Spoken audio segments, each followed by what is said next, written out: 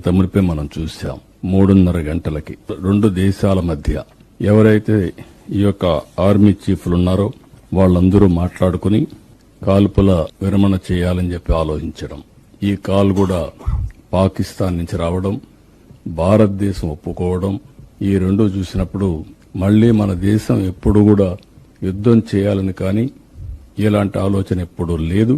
కానీ ఉగ్రవాదం మీద టెర్రరిస్టుల పైన రాజీ లేని పోరాటం చేస్తామని ముందు చెప్పారు.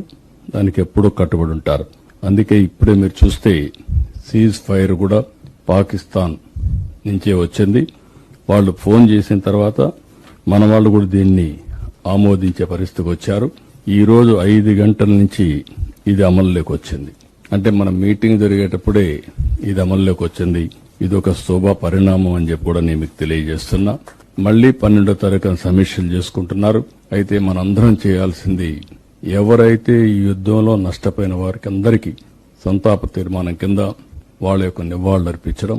అదే మరిగా ప్రధానమంత్రి కేంద్ర ప్రభుత్వం ఏ నిర్ణయం తీసుకున్నా దేశ భవిష్యత్తు కోసం వారికి అండగా ఉంటామని మనమందరం తీర్మానం చేసి అదేవిధంగా ప్రజా చైతన్యం కూడా తీసుకురావాల్సిన అవసరం ఉంది. ప్రజలను అప్రమత్తం చేయాల్సిన అవసరం ఉంది. దేశ భవిష్యత్తు కోసం అందరం కలిసి పనిచేస్తామని ప్రతిజ్ఞ చేసి ముందుకు పోదామని తెలియజేసుకుంటూ ఈ సమావేశానికి వచ్చిన మిమ్మల్ని అందరినీ ఒక మాటలో చెప్పాలంటే షార్ట్ టైం అయినా చాలా ఎఫెక్టివ్ గా రావడం, మీరు మాట్లాడిన మాటలు ఈ తెలుగు జాతి రాష్ట్ర భవిష్యత్తుకి దోహదం చేస్తుందని చెప్పి ఆశిస్తూ మీ అందరికీ నమస్కారాలు.